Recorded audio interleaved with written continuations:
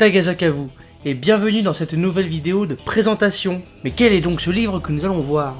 Eh bien, il s'agit de World of Warcraft Chroniques, volume 1, écrit par Chris Metzen, Matt Byrne et Robert Brook, avec des illustrations en couleur de Peter C. Lee et des illustrations additionnelles de Joseph Lacroix. Ce livre est bien sûr trouvable aux éditions Panini Book.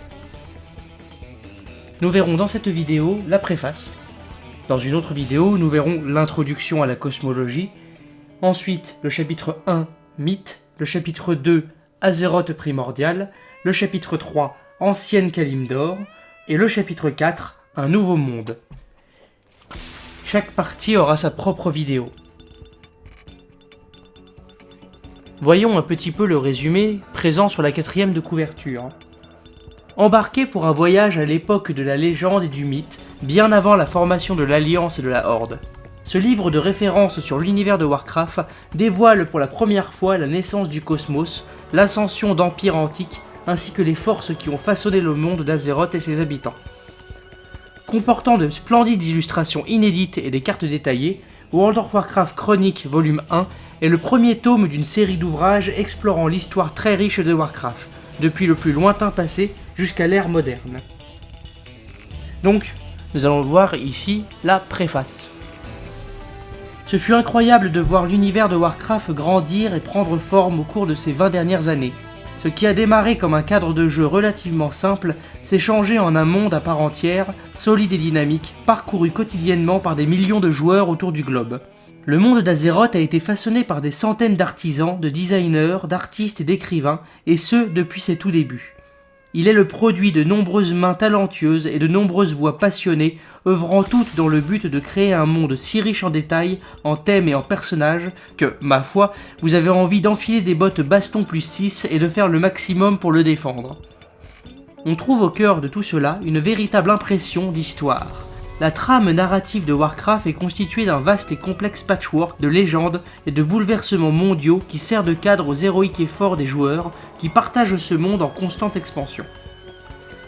20 ans de récits, des dizaines de milliers d'instants, de personnages, de races et de monstres s'additionnant au fil du temps pour former des strates denses de concepts et d'idées.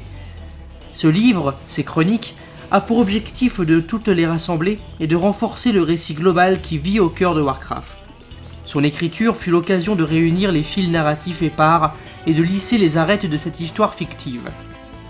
Au bout du compte, ce travail éditorial colossal et ultra geek nous offre une fabuleuse mise en perspective sur les thèmes et les conflits récurrents de Warcraft. Comment, bien souvent, les sociétés s'affrontent avant de distinguer leur humanité commune. Comment des héros, aussi honnêtes et bien intentionnés soient-ils, en arrivent à succomber à la tentation de pouvoir. Comment l'incapacité à assumer la responsabilité des erreurs du passé peut mener au désastre dans le présent. Ce ne sont là que quelques-uns des motifs formant la trame générale de la grande histoire d'Azeroth, laquelle s'exprime au gré de diverses cultures, factions et personnalités sur des durées à l'envergure mythique. Des cycles au sein des cycles. Ce point de vue surélevé nous permet de voir plus clairement les horizons dangereux, quoique glorieux, qui s'étendent devant nous, et même face à toute cette histoire. Je suis relativement certain que l'aventure ne fait que commencer. Chris Metzen, SVP, Story and Franchise Development, Blizzard Entertainment, août 2015. Maintenant, voyons l'introduction. Ma première rencontre avec le monde d'Azeroth a eu lieu en 2000. Blizzard Entertainment cherchait un auteur pour créer un roman à partir du scénario de Warcraft Adventure, Lord of the Clan. J'avais 6 semaines pour écrire un livre situé dans un monde qui m'était absolument étranger.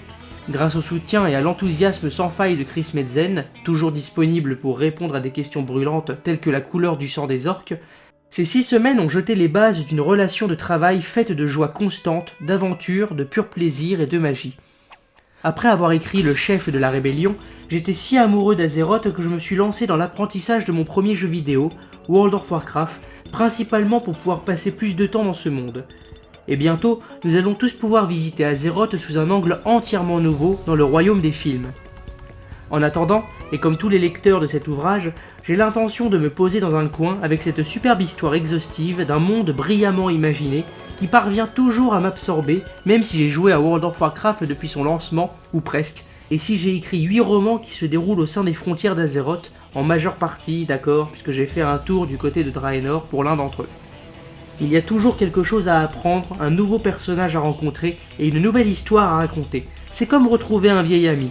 Puissiez-vous ressentir la même chose pour Azeroth. Christy Golden. Quand on m'a demandé pour la première fois d'écrire des récits pour Warcraft, le jeu était déjà plus ou moins un phénomène, mais je pense que même les personnes au sommet de la hiérarchie de Blizzard ne s'attendaient pas à la sensation mondiale qu'ils allaient provoquer 2 ans plus tard. J'avais eu la chance de participer à l'aventure de Lance Dragon. La légende de Uma était le premier roman à n'avoir pas été écrit par Margaret Weis et Tracy Hickman. Et j'avais été émerveillé par les légions de fans fidèles présents à la Gen Con et aux dédicaces. J'avais également ma propre série, The Dragon Realm, laquelle avait sa part d'adeptes dévoués, mais ce n'était rien comparé à ce que j'ai connu quand mon roman, Le Jour du Dragon, est sorti en 2001. La réaction fut aussi immédiate qu'énorme. Des lecteurs du monde entier m'ont fait part de leur gratitude, signe que la communauté de fans dédiée à Warcraft était déjà très active. Au cours de la dernière décennie, j'ai pu voir que cette ferveur ne cessait de croître. Azeroth est un monde si riche et si réel qu'il n'y a rien d'étonnant à ce que des millions de personnes l'apprécient et y reviennent. Ce fut un plaisir de participer à ce phénomène et de voir mes récits, ainsi que mes personnages, s'ajouter à l'histoire déjà bien remplie d'Azeroth, une histoire qui ne cesse de s'enrichir et qui va certainement nécessiter sous peu un 2e volume. Richard Knaak.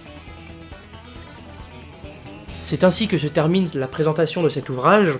J'espère vous voir dans la suite et vous dis à la prochaine.